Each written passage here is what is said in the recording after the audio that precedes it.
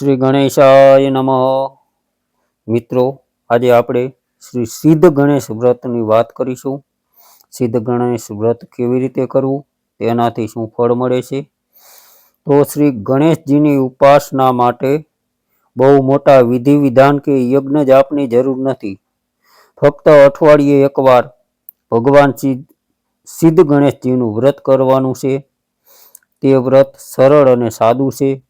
વળી ઉપવાસ, એકટાણા કે દાન દક્ષિણા એવા પણ કોઈ બંધન આ વ્રત માટે નથી. તો આ વ્રત સૌભાગ્યવતી બહેનો અથવા કુમારિકાઓ પણ કરી શકે છે.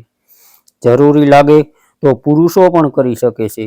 તો સિદ્ધ ગણેશનું વ્રત કરનારે મંગળવારના દિવસે સાંજે સૂર્યાસ્ત થયા પછી એક પાટલા ઉપર નવું લાલ કપડું કે લાલ રૂમાલ પાથરી તેના ઉપર કંકુવારી કરેલી 3 સોપારી પધરાવવી. આ 3 સોપારી ભગવાન ગણેશ તથા તેમની શક્તિઓ, સિદ્ધિ અને બુદ્ધિના પ્રતીક રૂપે ગણાય છે. વચ્ચે ભગવાન ગણેશજી અને આજુબાજુ સિદ્ધિ અને બુદ્ધિ બિરાજમાન કરવા. 3 સોપારીને વારાફરતી શુદ્ધ પાણીથી સ્નાન કરાવવું. તેમની કંકુ, સિંદૂર અને હળદરથી પૂજા કરવી. લાલ રંગના ફૂલ ચડાવવા. ભગવાન સિદ્ધ ગણેશને નૈવેદ્યમાં ગોળ ઘીના લાડુ અતિ પ્રિય છે તે ધરાવવા. તેથી નૈવેદ્યમાં 3 નાના લાડુ ન બને તો ગોળની 3 ગાંગડી પધરાવવી. ઘીનો દીવો અગરબત્તી કરવા. ત્યારબાદ ભગવાન સિદ્ધ ગણેશની આરતી ઉતારવી. આરતી બાદ ભગવાન પાસે દક્ષિણા રૂપે 5, 10 કે 25 પૈસાના 3 સિક્કા મૂકવા. ઘરના બધા સભ્યોએ આરતી લેવી. ગોળ કે લાડુનો પ્રસાદ લેવો અને ત્યારબાદ વ્રત કરનારે જમવું. હવે પૂજન કરેલી 3 સોપારી તથા દક્ષિણાના સિક્કા પેલા લાલ કપડા કે રૂમાલમાં જ રાખી તેની પોટલી બનાવી વ્યવસ્થિત રીતે રાખી દેવા અથવા પૂજાની જગ્યાએ રાખી મૂકવા. દર મંગળવારે આ પ્રમાણે જ પૂજા કરવી. સોપારી અને કપડું બદલવા નહીં, એના એ જ રાખવા. દર વખતે આરતી કર્યા બાદ દક્ષિણાના 3 સિક્કા જરૂરથી નવા મૂકવા. પૂજા પછી સિક્કા પાછા લઈ લેવા નહીં, પરંતુ તેને ભેગા થવા દેવા. આથી ધન, ધાન્ય અને સમૃદ્ધિમાં વૃદ્ધિ થાય છે. દર વર્ષે મા સુદ ચોથ તથા ભાદરવા સુદ ચોથ એટલે કે ગણેશ ચોથના દિવસે પણ આ પ્રમાણે પૂજા કરવી. એ રીતે પૂજા કરવાથી મનોકામના પૂર્ણ થાય છે. આમ આ રીતે સિદ્ધ ગણેશના વ્રતની વિધિ પૂર્ણ થાય છે. સામાન્ય લાગતું આ વ્રત કળિયુગમાં કારમી પીડાથી છુટકારો અપાવનારું છે. સર્વ રીતે મંગલ કરનાર છે. આ વ્રત કરવાથી આવનારા વિઘ્નો ટળી જાય છે. જીવનની અંદર સરળતા, સદબુદ્ધિ તેમજ પવિત્રતા આવે છે.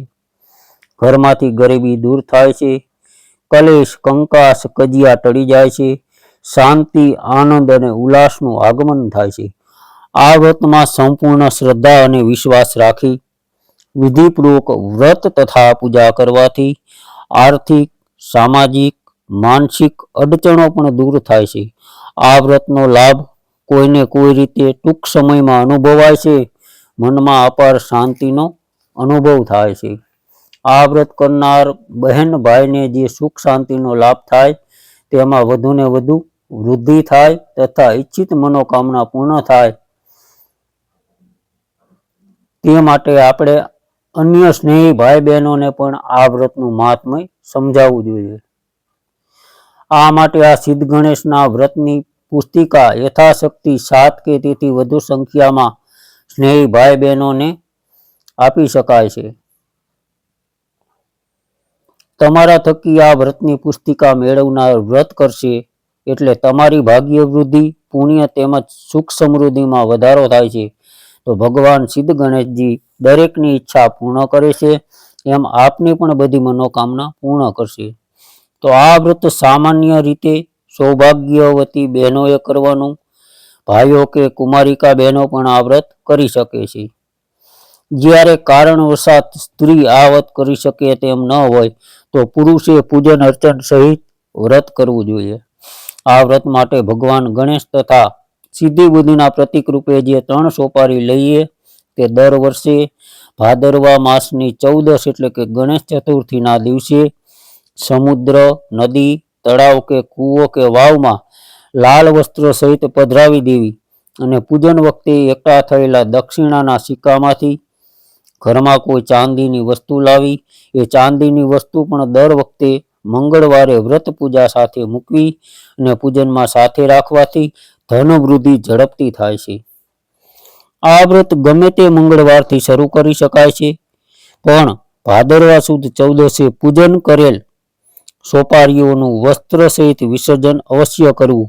ત્યાર પછીના મંગળવારે નવું કપડું અને નવા સોપારી લેવા. સંજોગો વસાત પૂજનની સોપારી ખોવાઈ જાય કે મળે નહીં તો બીજી સોપારી લઈ લેવી, તેનું પૂજન કરવું. મનમાં કોઈ જાતનો ઉચાટ રાખવો નહીં. આ વ્રતમાં કોઈ ઉપવાસ કરવાનો નથી. ફક્ત સવારે સ્નાન કરી સિદ્ધ ગણેશ યંત્રના દર્શન કરી અથવા તો ગણપતિ દાદાની મૂર્તિના દર્શન કરી ઓમ ગમ ગણપતયે નમઃના મંત્રની એક માળા કરવી. સવારે ન કરી શકો તો સાંજે આરતી કરતા પહેલા આ મંત્રની એક માળાનો જપ અવશ્ય કરવો. હવે કારણવશ કોઈ મંગળવારે આપણે હાજર ન હોઈએ તો સાંજના સમયે માનસિક રીતે પણ પૂજન કરવું અને ક્યાંયથી પણ થોડો ગોળ મેળવી પ્રસાદ રૂપે આરોગી લેવો. સમય હોય તો વ્રત મહાત્મ્યની કથા વાંચવી તથા આગળ આપેલ સિદ્ધ ગણેશ સ્તવનનો પાઠ કરવો. આ વ્રત આપણી સાંસારિક સુખ સમૃદ્ધિની વૃદ્ધિ માટે છે. તેનાથી ફાયદો જ થાય છે. એટલે આ વ્રત માટે કોઈ શંકા, કુશંકા કે અમંગળ વિચાર પણ લાવવા નહીં. વ્રત શરૂ કર્યા બાદ બીજા કે ત્રીજા ગમે તે મંગળવારે 7 બહેનોને બોલાવી તેમને ગોળ કે લાડુનો પ્રસાદ આપી હળદર અને સિંદૂરનો ચાંદલો કરી સિદ્ધ ગણેશ વ્રતની પુસ્તિકા ભેટ આપવી. પુસ્તક સાથે વ્રત માટેની 3 સોપારી પણ આપવી. તો ભક્તિભાવ અને વિશ્વાસપૂર્વક આ વ્રત કરવાથી ટૂંક સમયમાં એના પરચા આપણને જોવા મળે છે. વ્રત દરમિયાન સ્થળ બદલવાના સંજોગો ઊભા થાય તો પૂજાની સોપારી તથા લાલ કટકો સાથે લઈ જઈ અને બીજી જગ્યાએ પણ વ્રત કરી શકાય છે. તો હવે આપણે શ્રી સિદ્ધ ગણેશ ભગવાનના વ્રત મહાત્મ્યની કથા સાંભળીએ. તો એક સમયની વાત છે. ભગવાન વેદવ્યાસજીએ બ્રહ્માજીને પૂછ્યું કે હે તાત, ભગવાન શ્રી સિદ્ધ ગણેશજીનું વ્રત કરવાથી શું થાય તથા પૃથ્વી ઉપર કયા કયા ભાગ્યશાળીઓએ આ વ્રત કર્યું તે મને કૃપા કરીને કહો. ત્યારે બ્રહ્માજીએ વેદ વ્યાસજીને વાત કહી કે હે પ્રિય વ્યાસજી, પૃથ્વી ઉપર ઘણા મનુષ્યોએ આ વ્રત કર્યું, તેનાથી લાભાન્વિત થયા. એમાંથી સુરબાહુ ક્ષત્રિયની કથા તમને કહું છું, તે તમે ધ્યાનથી સાંભળો. પૂર્વે ગોળ દેશની અંદર પિંપલપુર નામે એક નગર હતું. ત્યાં સુરબાહુ નામે એક જ્ઞાની અને પવિત્ર પણ ગરીબ ક્ષત્રિય રહેતો હતો. પોતાના કુટુંબના પાલન માટે તે ઘણો બધો પરિશ્રમ કરતો હતો, છતાં તેનું પૂરું થતું નહીં. કાયમની આવી અવસ્થાને લઈ તેની પત્ની સુભદ્રાએ સુરબાહુની ઘણી નિંદા અને તિરસ્કાર કર્યા. પત્નીના કઠોર વાણીથી ઘણું તેને લાગી આવતા તેણે રાત્રે ઘરમાં કોઈને કહ્યા વગર ઘરનો ગૃહ ત્યાગ કર્યો. આમ તેમ ભટકતા તે નિર્જન અને હિંસક પ્રાણીઓથી ભરપૂર એવા વનની અંદર આવી પહોંચ્યો. સુરબાહુ ભૂખ્યો, તરસ્યો, થાકેલો અને હતાશ થઈ વનની અંદર ભટકવા લાગ્યો. છેવટે ભગ્ન હૃદયે વનમાં આવેલા એ સરોવરના તીરે ગયો. સરોવરના પાણીથી પોતાની તરસ છુપાવી. ત્યાં સરોવરના કિનારે સરસ મજાનું એક વડલાનું ઝાડ હતું. વડ નીચે જઈ વડના થડીએ માથું ટેકવી પોતાની કરુણ અસહાય હાલત પર વિચાર કરવામાં તે ગરકાવ થઈ ગયો. આમ વિચારમાં તે ક્યારે નિંદ્રાને આધીન થઈ ગયો તેનો પણ તેને ખ્યાલ ન રહ્યો. એમ નિંદ્રામાં ઘણો સમય વીતી ગયો. તંદ્રાવસ્થામાં તેને લાગ્યું કે તેના શરીર ઉપર કાંઈક ફરી રહ્યું છે, કાંઈક તેને પરસી રહ્યું છે. ભયથી તેના ગાત્રો શિથિલ થઈ ગયા. મનોમન તેણે મૃત્યુની તૈયારી કરી લીધી. હવે તે વિચારવા લાગ્યો કે દારૂણ ગરીબીથી પીલાવા કરતા હિંસક પ્રાણી મારું ભક્ષણ કરે તો ભલે, જો આ પર સર્પ ન હોય તો ભલે મને દંશે, પણ એની કલ્પના કરતા કંઈક વિપરીત થયું.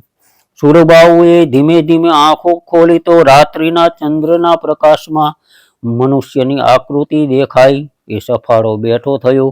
એણે બૂમો પાડીને પૂછ્યું કે મને દુખિયાને જગાડી તમે શું કરવા માંગો છો?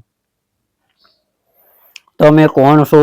કોઈ ગંધર્વ, યક્ષ, કિન્નર છો કે મનુષ્ય રૂપધારી કોઈ માયાવી રાક્ષસ છો? તમે જે હો તે સંસારથી દુઃખી થયેલા મુજ ગરીબનું ભક્ષણ કરો. મને આ ભવતાપથી છુટકારો અપાવો. સુરબાહુ ને સ્પર્શ કરનાર મનુષ્ય આકૃતિએ કહ્યું કે વત્સ, તું સંસાર તાપથી પરિતપ્ત થયેલ છું, પરંતુ તું ગભરાઈશ નહીં. મારું નામ ઋષિ કૌશિક છે. હું વર્ષોથી આ વનમાં તપસ્યા કરું છું. હે વત્સ, તું ઊભો થા અને મારી સાથે ચાલ. આમ કહી કૌશિક ઋષિએ સ્નેહપૂર્વક સુરબાહુને ઉઠાડીને પોતાની સાથે પોતાના આશ્રમ ઉપર લઈ ગયા. આશ્રમમાં એને સ્નાન ભોજનથી તૃપ્ત કરી એની કર્મકથની સાંભળી. સુરબાહુનું કર્ણકથન સાંભળી ઋષિ કૌશિક દયાર્ધ થઈ ગયા. ઋષિએ એના ઉપર કૃપા વરસાવી. એને સિદ્ધ ગણેશ દેવના વ્રતનો વિધિ બતાવ્યો. નિયમપૂર્વક હંમેશા વ્રત કરવા જણાવ્યું. તો સુરબાહુએ કૌશિક મુનિના આશ્રમમાં રહી આરાધનાપૂર્વક આ વ્રત કર્યું. એ સમય દરમિયાન ભગવાન સિદ્ધ ગણેશની કૃપાથી તેના નગરની અંદર પીપલપુરના રાજાએ તેની પત્ની સુભદ્રાને પોતાની ધર્મની બહેન બનાવી. બધી સવલત કરી આપી. એટલું જ નહીં, સુરબાહુની શોધમાં પોતાના સૈનિકોને ઠેર ઠેર મોકલ્યા. 3 માસ વીતી ગયા. સુરબાહુ ભાદરવા સુદ ચતુર્દશીએ ભગવાન સિદ્ધ ગણેશજીનું વ્રત પૂર્ણ કરી પોતાના નગર પિંપલપુર આવ્યો. તેના પત્ની બાળકો તેને જોઈને અત્યંત હર્ષને પામ્યા. તો સુભદ્રાએ પોતાના પતિને બધી વાત કરી. એ સાંભળી આનંદ પામી. સુરબાહુએ કહ્યું કે આ બધી જ ભગવાન સિદ્ધ ગણેશજીની કૃપા પ્રસાદી છે. હે સુભદ્રા, તું પણ આ વ્રત નિયમપૂર્વક કર. સુભદ્રાએ પણ શ્રદ્ધાપૂર્વક ભગવાન શ્રી સિદ્ધ ગણેશનું વ્રત કર્યું. નગરના રાજાએ સુરબાહુને પોતાના સેનાપતિ પદે સ્થાપ્યો. આ બધાને ભગવાન શ્રી સિદ્ધ ગણેશની દયા પ્રસાદી માનતો સુરબાહુ ભક્તિભાવપૂર્વક પોતાનું જીવન સુખથી વ્યતીત કરવા લાગ્યો. સુરબાહુ તેના બીજા જન્મની અંદર પૃથ્વી ઉપર પ્રખ્યાત એવો નળ નામનો રાજા થયો. તો એ સર્વ આ કથાની વ્રત કરનાર, સાંભળનાર તથા પાઠ કરનાર સૌને શ્રી સિદ્ધ ગણેશજીની કૃપા હજો. મિત્રો, તમને આ વિડીયો ગમ્યો હોય તો લાઈક કરો અને શેર કરો. આવા અવનવા વિડીયો જોવા માટે આપણી ધાર્મિક સવર ચેનલને સબસ્ક્રાઈબ કરો. બધાને જય શ્રી સિદ્ધ ગણેશ દેવ.